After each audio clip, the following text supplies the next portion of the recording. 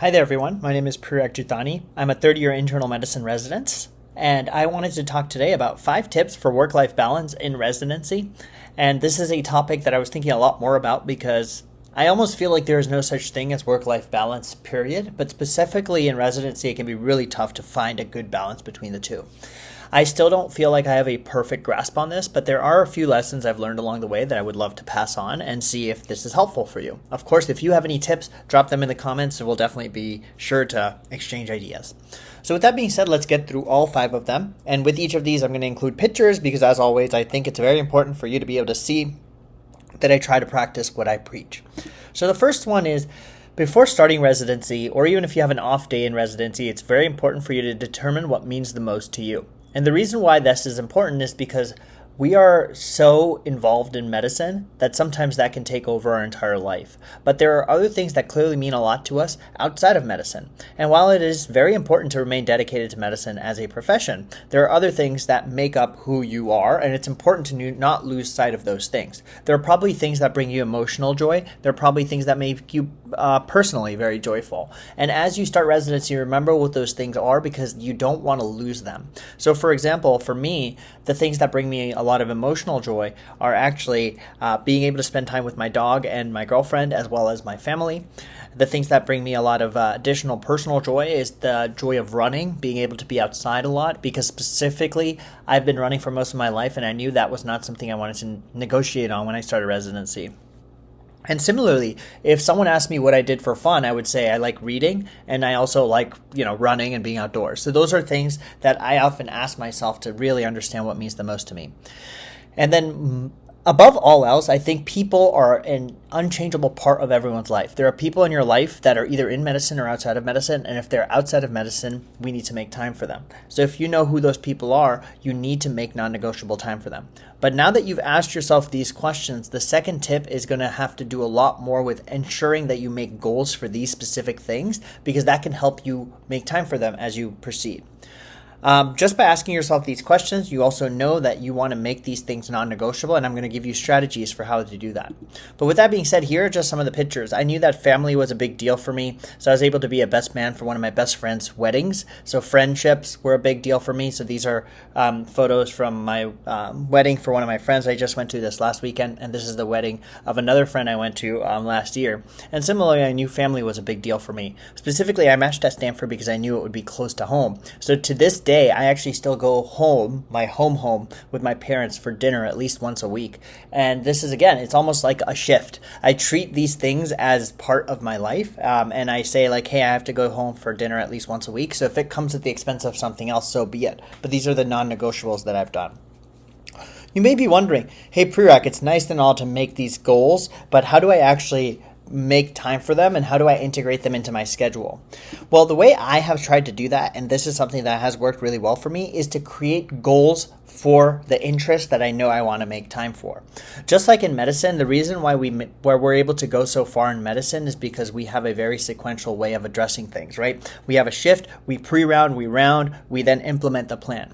Similarly, if you actually then applied the same strategy to your outside of work interests, I think you would be much more likely to follow through on them. So for example, for me with running, it's very easy to say, hey, I have to make time for running. But it became much more real when I signed up to do a marathon, which I did in my second year of residency.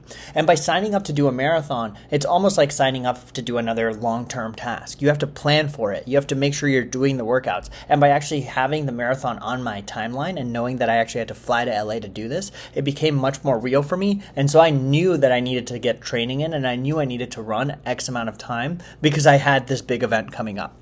Similarly, maybe you're reading, and another way to keep yourself accountable for reading is, one, you can read for fun. So, every day, 30 minutes before bedtime, non-negotiable, you stop your work and you just start reading.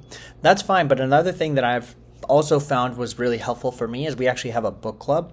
And by having a book club, I know that I'm not just holding myself accountable, but I'm holding other people accountable. And so by actually making sure we all are going to try to finish a book by a certain day, I actually then at least make more time to read because I know that we're all going to be thinking about this thing. So with that being said, it's kind of things like this that can really help create a work-life balance. So if you know that these things mean a lot to you, one thing that's made it really easier for me is to actually have an event based after them. So that way I know that I'm going to try to achieve those things. Similarly, the marathon was just one example, but you'll see that I actually signed up for several races. I signed up for like a 5K. I also signed up for a half marathon last year. And by signing up for these things, I don't have to run fast, but the whole point is I've signed up for this, I've committed to it. And so because of that, I actually have to make time for it during my week because it actually is part of a broader scheme of things that I'm hoping to achieve and not just be a doctor, which is a very big job, but this also helps you have other jobs outside of that. The third tip is probably the most important tip, honestly, and I wish someone had been more real with me about it earlier. And so you have to decide what you're going to fail at. This is going to hurt all of you in medicine because everyone in medicine doesn't like the word fail. And especially if you've been through medical school, you've been through undergrad, you probably just don't like failing in general. But the problem is you don't have enough time anymore. And so you have to figure out what things are going to take the top priority for you. And almost everything else you have to be okay with not doing so great in. Because of that, you have to also embrace the fact that you're human and you don't need to be perfect. Not everything that happens in medicine needs to happen perfectly, okay? There are certain things that do need to happen perfectly, but you need to figure out what you're going to fail at because you need to make time for other things. So for me, for example, I have embraced the fact that oftentimes my notes will not be the best. And that's because my notes will come at the expense of me making sure I'm actually enacting the plan. So a lot of the time, my notes are pretty much going to get the short end of the stick because I'm actually focusing much more on getting patients out the door, implementing the plan, calling the consults, and really knowing what's going on.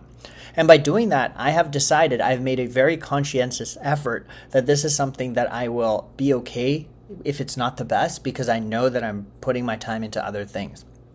So similarly, if my note for a patient is something that I know will be in the way of me getting out of the hospital on time, sometimes I just submit a crappier note so I can get out earlier, knowing full well that I will probably make the note better in the future.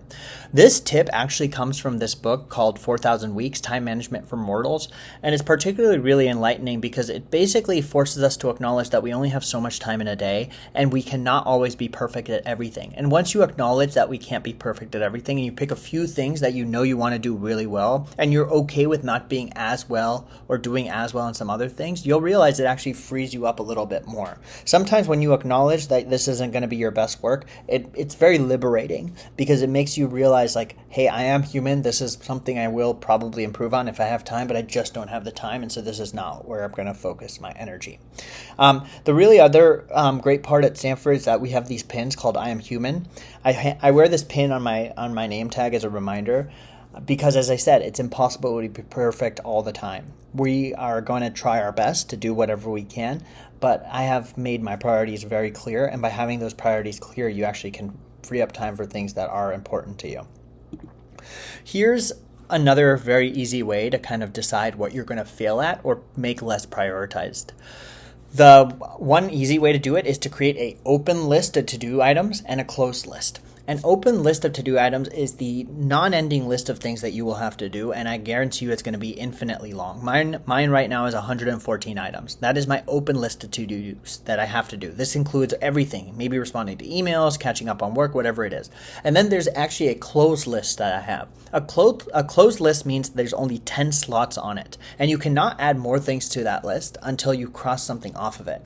By having a closed list, you're forcing yourself to prioritize because the open list will infinitely get longer and longer, but the closed list can only be at 10. So you have to say from the open list, what are the 10 most important things I need to get done today, and create that. You will probably never complete everything on your open list, but the whole goal is to try your best to complete things on your closed list, right? And so you'll see that my open list may include like the 10 to 12 patient notes I need to write, but my closed list includes making sure the consults are done, making sure the discharge orders are in, making sure the patients are aware of exactly what's going on. And by crossing those three things off my list, I then am able to get notes on that list a little bit more quickly and cross them off, right? Another way that I've decided what I'm going to be okay failing at is by setting a finite time for things that I just know that I just can't a lot more time to. You're going to realize in medicine, if you gave yourself 3 hours to take care of a patient, it still would not be enough because there's just so much data for every patient. There's so much they've been through. So what I do is I usually give myself a finite amount of time when I'm pre-rounding on them. I give myself 10 minutes to go over all the data. And at the end of 10 minutes, if I haven't gone through something, it's fine. I'm going to figure it out when I'm rounding on them, right? By having set time points, it's essentially Parkinson's law. You're actually forcing yourself to do as much as you can. And if you can't get to it, it's fine. Just acknowledge that you will always have blind spots in your vision and move on, because that is one of the biggest difficulties in medicine, is working with imperfection. But the earlier you get used to it, the better you'll be. And as I already kind of talked about, for me, the thing that I've decided is not going to be my strong point right now is notes. But as I said, I always try to get better. But I always say that my biggest priorities are patient care and making sure the orders are in. Now, the next 2 tips are things that are much more tangible for you to help get things done that you may want to do and may think that you don't have time for.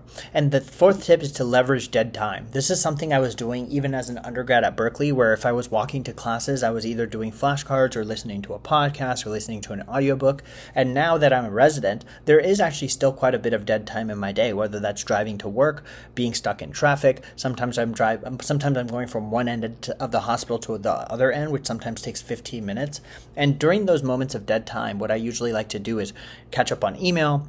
Definitely not when I'm driving, but if I'm walking from one end of the hospital to the other end. The other thing I might do during my dead time is listen to audiobooks. I've been listening to a ton of fiction audiobooks, specifically during drives. It's been really fun. We just finished up a book for book club called Remarkably Bright Creatures, and the reason I was able to finish that is because I just listened to the audiobook every time I was driving, or sometimes even if I was on a run, right? Dead time I try to leverage for things outside of medicine. So whether that's just something on my email or reading the news, whatever it is, it's just for me to focus on those things. And sometimes just by adding up those 20-30 minutes throughout the day that occur at asynchronous points, I found myself finishing full audiobooks, which is really, really fun. And last but not least is probably my favorite piece of advice, and it is the fact that you are going to need to learn to say no and to celebrate your small wins. I am a big runner, and one of my biggest inspiration is Eliud Kipchoge, he's technically not the world marathon record holder anymore, but he did run a sub 2-hour marathon, and he always says that vitamin N for him is the key to self-discipline, and vitamin N means the ability to say no to things. For example, training for a marathon requires that you're running for 30, 40 miles a day sometimes for these professional runners. And that means that takes up a lot of time. And so one of the biggest things he has taught me is to say no. You're not going to be able to go to everything. You're not going to be able to do everything. And so you have to figure out what is the biggest, most important thing. What are the things that are on your closed list? And if something falls outside of that, you can feel okay saying no. I think in medicine, we always want to say yes and appease someone, but we just don't have enough time.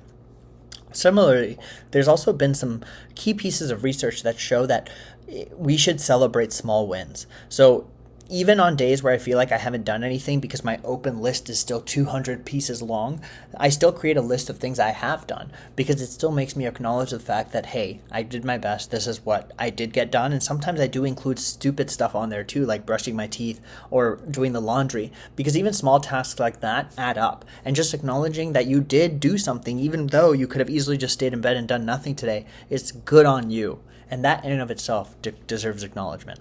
So hopefully this was a helpful video for all of you. If it was, please drop a like, comment, share, subscribe. It means the world to me, and I'll see you all in the next one.